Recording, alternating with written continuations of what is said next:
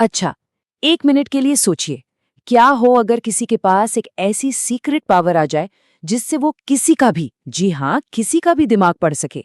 मतलब उनके इमोशंस, उनकी सोच, उनके सारे फैसले, सब कुछ अपने कंट्रोल में ले ले। फिर चाहे वो बॉस हो, कोई दोस्त हो, कोई अजनबी या कोई भी, सबको अपने इशारों पर नचा सके। नहीं नहीं, ये कोई जादू टोना नहीं है। ये है प्योर साइकोलॉजी। एक ऐसी कला जिसे दुनिया के बड़े बड़े लीडर्स और इन्फ्लुएंसर्स इस्तेमाल करते हैं लोगों को प्रभावित करने के लिए। और मजे की बात तो ये है कि सामने वाले को इसकी भनक तक नहीं लगती। तो आज हम साइकोलॉजी के कुछ ऐसे ही डार्क टूल्स के बारे में बात करने वाले हैं जो किसी भी आम इंसान को एक मास्टर इन्फ्लुएंसर में बदल सकते हैं।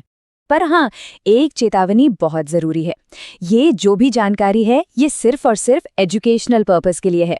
इसका गलत इस्तेमाल करने के बारे में सोचना भी नहीं है, क्योंकि इस बातचीत के बाद दुनिया को देखने का नजरिया हमेशा के लिए बदल सकता है।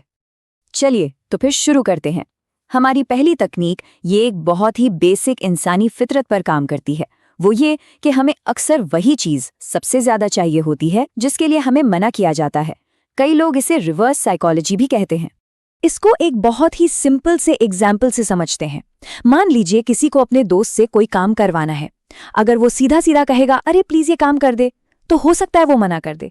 लेकिन अगर वो ये कहे यार एक काम था पर छोड़, थोड़ा मुश्किल है, मुझे नहीं लगता तुझसे हो पाएगा, बस इतना सुनते ही सामने वाले का ईगो हर्ट हो जाता है और वो खुद को सही साबित करने के लिए वो काम जरूर करेगा। ये एक तरह का माइंड हैक है।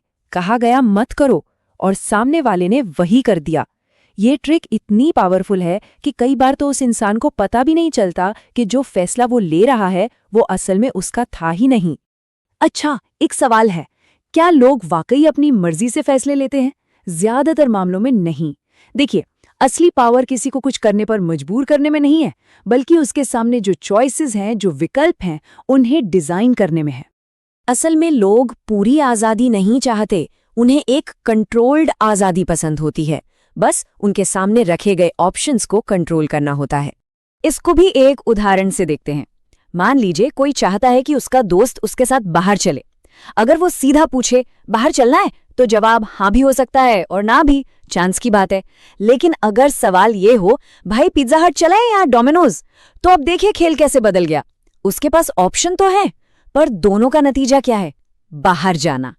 तो उसे ऐसा लगेगा कि फैसला उसी का है, जबकि असल में कंट्रोल किसी और के हाथ में था।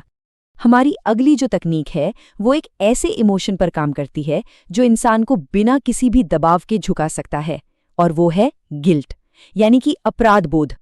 मान लीजिए किसी का दोस्त है जो बार बार मिलने का प्लान बनाकर कैंसिल कर देता है।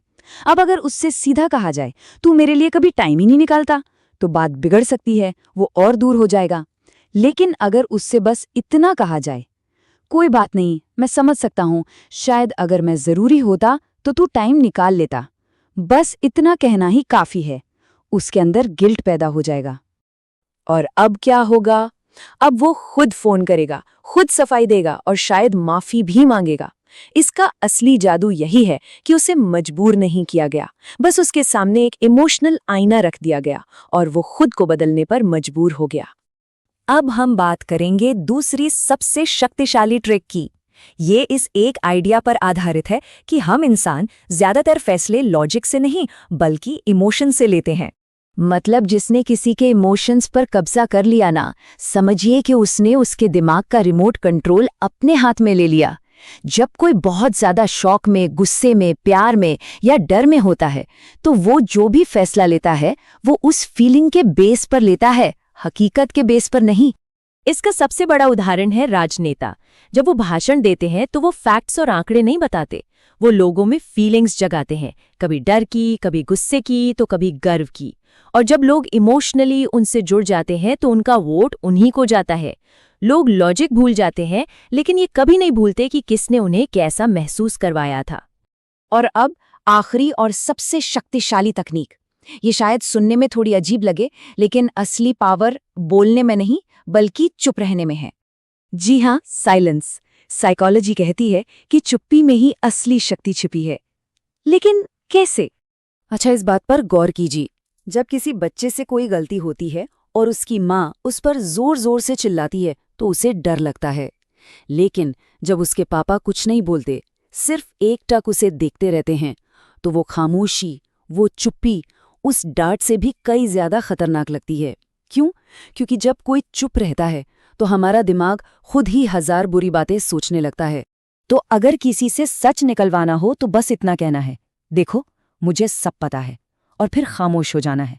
जितनी देर ये चुप्पी रहेगी ना, सामने वाले का गिल्ट और बेचैनी बढ़ती जाएगी और आखिर में वो खुद ही सच बोल देगा। या फिर किसी बहस के बीच में चिल्लाना बंद करके बस आंखों में आंखें डाल के हल्का सा मुस्कुरा दीजिए।